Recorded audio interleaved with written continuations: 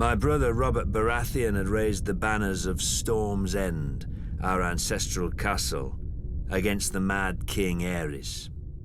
Jon Arryn of the Vale and Eddard Stark of the North stood with him, and Hoster Tully of the Riverlands would join. But their lands were far from ours, and separated by the combined strength of the West, the Reach, and King's Landing itself. Even Robert's own lords were against him. It was the hardest choice I've ever made. My brother or my king. Blood or honor. Aerys ruled by right of all the laws in Westeros. Everyone knew the price of defiance, but there are deeper, older laws. The younger brother bows before the elder. I followed Robert. Early in the war, Mace Tyrell's indecisive victory at Ashford cut Robert off from Storm's End. Instead of pursuing Robert and risking his record, Mace Tyrell turned east and laid siege to our home. His vast army and navy encircled us and prevented any resupply by land or sea. If a wagon tried to reach us, it was burnt. If a ship tried to land, it was sunk. We were locked in Storm's End to starve, but Robert commanded me to hold the castle no matter the cost. He could ill afford to lose his ancient seat, which had never fallen. While Robert smashed Rhaegar on the Trident, my men ate the dogs, because the horses had already been devoured. While the Lannisters sacked King's Landing, we ate the rats. If the smuggler Davos had not slipped through the Tyrell blockade with his onions, we'd have eaten our own dead.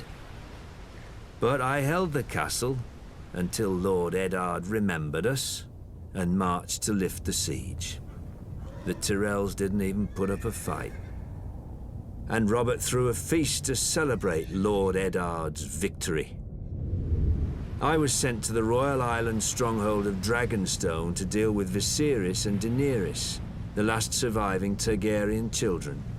Before I arrived, however, they escaped across the narrow sea. Robert was furious. He stripped me of Storm's End and gave it to that prancing fool Renly, my younger brother. I could keep Dragonstone.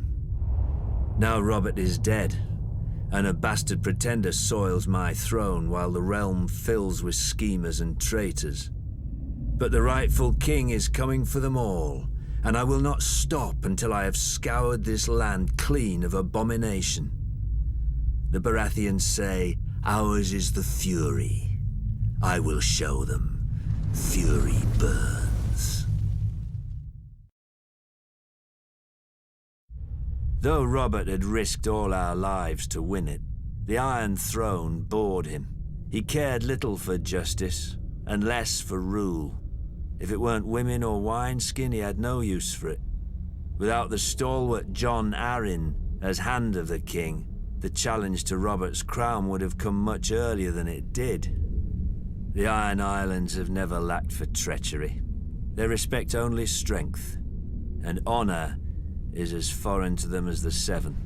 After 6 years, their ruler, Lord Balon Greyjoy, wagered that King Robert had not won the support of the great houses of Westeros, many of whom still named him usurper.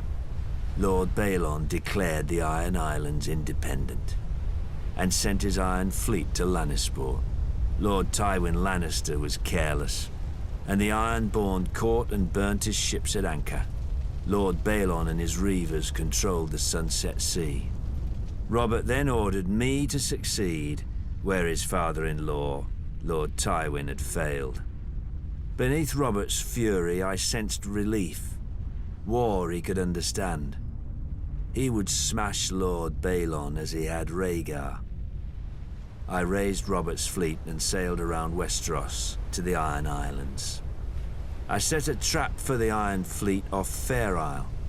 As sailors and warriors, the Ironborn are unparalleled. But they're not soldiers. They have no discipline, no strategy, no unity. In a battle, each man fights only for his own glory, and their longships are built for lightning strikes and shore raids. When the captains rushed in, I smashed their longships with our larger war galleys. The strength of the Ironborn is in their ships. With the Iron Fleet broken, I had assured Robert's victory. He could now transport troops and siege weapons to invade the Iron Islands. And contrary to Balon's hopes, Robert had plenty of both. I've never seen such allegiance as Robert could inspire in war. Enemies who tried to kill him one day would be drinking with him the next under their own fallen banners. In rebelling against the Iron Throne, Lord Balon did more than Robert ever could to cement his rule. When Robert came to the Iron Islands, he brought with him the full power of Westeros. Sir Barristan Selmy of the King's Guard led the assault on Old Wick, while I subdued Great Wick, the largest of the Iron Islands. But Robert saved the seat of House Greyjoy, Pike, for himself and Lord Eddard. Robert would later boast of the battle's bloodiness and how he could have torn down the island into the waves if Lord Balon hadn't bent the knee. But if I'd have led the assault, Balon's neck would have bent, under his sword, because I do not forget, I do not pardon. His time will come. All their times will come.